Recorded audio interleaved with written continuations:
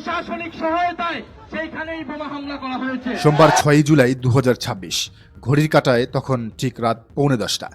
ঢাকার উপকণ্ঠ সাভারের চত্বরগুলো যখন দিনের ব্যস্ততা শেষে কিছুটা শান্ত হতে শুরু করেছিল, ঠিক তখনই সাভার থানা স্ট্যান্ড সংলগ্ন ঈদগাহ মাঠের বাতাস এক আকস্মিক এবং হাড় হিম করা বিস্ফোরণে প্রকম্পিত হয়ে উঠল। 24 পরবর্তী নতুন বাংলাদেশের উদীয়মান রাজনৈতিক শক্তি জাতীয় নাগরিক পার্টি বা এনসিপির পূর্ব নির্ধারিত মেগা পদযাত্রা পরবর্তী সমাবেশ তখন চূড়ান্ত পর্যায়ে। মাঠ জুড়ে হাজার হাজার নেতাকর্মী আর সাধারণ মানুষের স্বতঃস্ফূর্ত উপস্থিতি। মঞ্চে তখন ডায়াসের সামনে দাঁড়িয়ে জোরালো এবং আবেগময়ী কণ্ঠে বক্তব্য রাখছিলেন ঢাকা জেলা এনসিপির আহ্বায়ক ইঞ্জিনিয়ার নাবিলা তাসনিদ, যিনি গত নির্বাচনে জামায়াত নেতৃত্বাধীন জোটের প্রার্থী হয়েছিলেন। কিন্তু তার বক্তব্যের ঠিক মাঝপথেই কোনো কিছু বুঝে ওঠার আগেই মঞ্চের খুব কাছে বা চারপাশের কোনো এক অন্ধকার কোণ থেকে ধেয়ে এলো এক পৈশাচিক হামলা।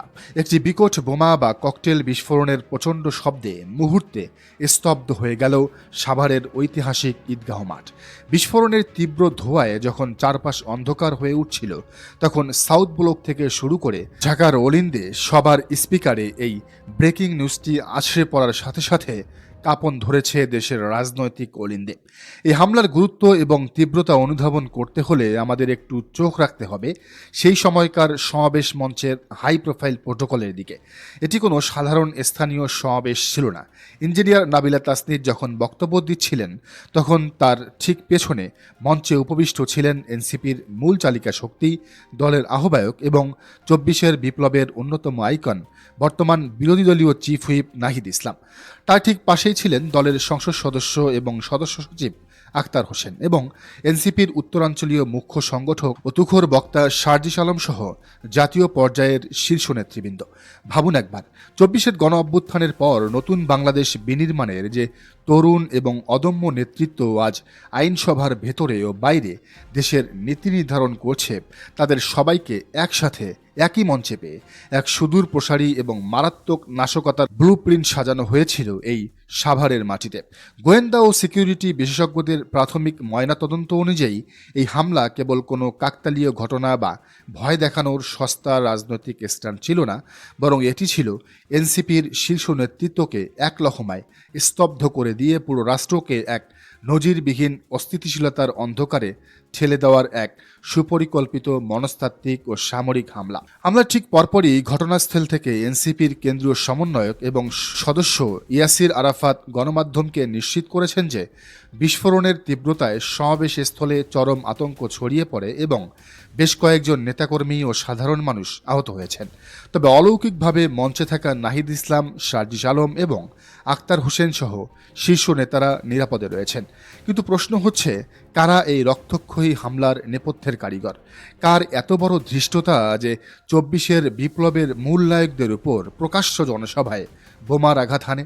রাজনৈতিক বিশ্লেষক এবং মাঠ পর্যায়ের কর্মীদের আঙ্গুল এখন খুব পরিষ্কারভাবে একটি দিকেই নির্দেশ করছে, ফ্যাসিবাদী আওয়ামী লীগের আন্ডারগ্রাউন্ড ক্যাডার বাহিনী।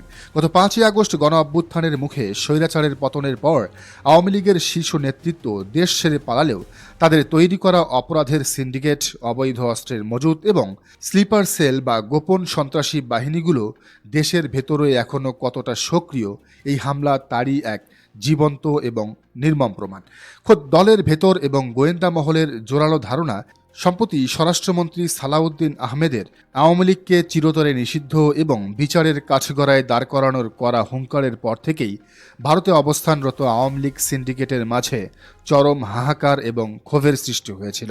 তারা খুব ভালো করেই জানে এনসিপি এবং 24-এর বিপ্লবের এই তরুণেরা যতদিন মাঠে জাগ্রত থাকবে, ততদিন বাংলাদেশে ফ্যাসিবাদের পুনর্বাসনের সমস্ত গোপন ব্লুপ্রিন্ট স্রেফ মূল্যহীন কাগজের টুকরোয় পরিণত হতে বাধ্য। আর ঠিক এই কারণেই নিজেদের অস্তিত্বের শেষ কামড় দিতে তারা এখন বেছে নিয়েছে এই চোরাগোপ্তা এবং পৈশাচিক বোমা হামলার পথ।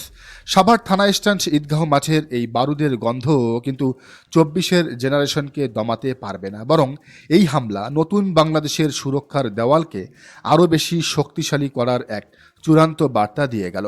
অতীতেও বগুড়ায় সার্জিস আলমের সমন্বয় সভার বাইরে কিংবা ঢাকার বাংলা মোটরে এনসিপির কার্যালয়ের সামনে ককটেল হামলার মতো একাধিক ঘটনা ঘটিয়েছিল ফ্যাসিবাদের দোসররা। এমনকি গোপালগঞ্জে হাসনাত আবদুল্লাদের তারা খুন করার নেশায় মেতে উঠেছিল, কিন্তু প্রতিবারই তারা জনতার প্রতিরোধের মুখে ধূলিসাৎ হয়েছে।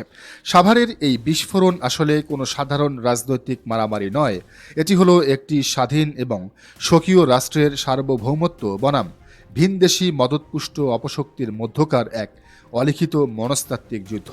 এনসিপির শীর্ষ নেতৃত্বকে টার্গেট করার এই ধৃষ্টতার পর এখন তৃণমূল থেকে শুরু করে দেশপ্রেমিক জনতা আর চুপ করে বসে থাকবে না।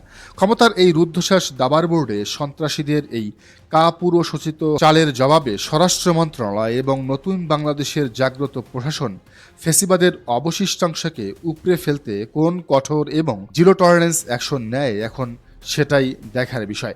যদিও কেউ কেউ প্রশ্ন তুলছেন এই ঘটনা নাকি এনসিপির কর্মীরা নিজেরাই ঘটিয়েছে, যাতে তারা লাইমলাইটে আসতে পারে এবং সরকারকে একটি বড় বিপদে ফেলতে পারে।